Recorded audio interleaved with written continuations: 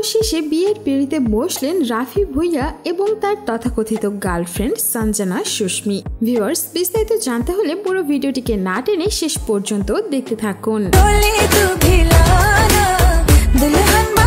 বহুদিনের গার্লফ্রেন্ড সঞ্জনা সুস্মিকেই এবার বিয়ে করছেন রাফি ভুঁইয়া। দুজনকে সচরাচর কন্টেন্ট ক্রিয়েট করতে দেখা যায় একই সঙ্গে। তাদের অনেক বড় ফ্যান ফলোয়ারও রয়েছে।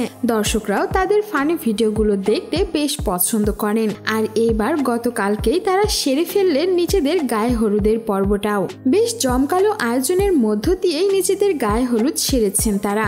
ডিস্কো নাচ থেকে শুরু করে গায়ে হলুদের সমস্ত আয়োজনই ছিল সেখানে।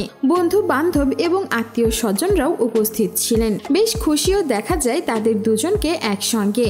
অনেকেই তাদের নতুন দাম্পত্য জীবনের জন্য অনেক দোয়াও করেছেন, যাতে সারা জীবন তারা একই সঙ্গে থাকেন। তাদের দুজনের ভক্তরাও বেশ খুশি তাদের এই নতুন দাম্পত্য জীবন নিয়ে।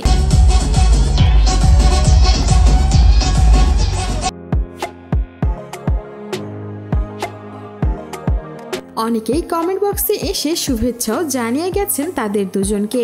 কেউ বা কমেন্ট করেছেন কপাল পোড়া ভাইয়ারও বিয়ে হয়ে গেল। আবার অন্য আরেকজন লিখেছেন ফেভারিট একটা কাপল।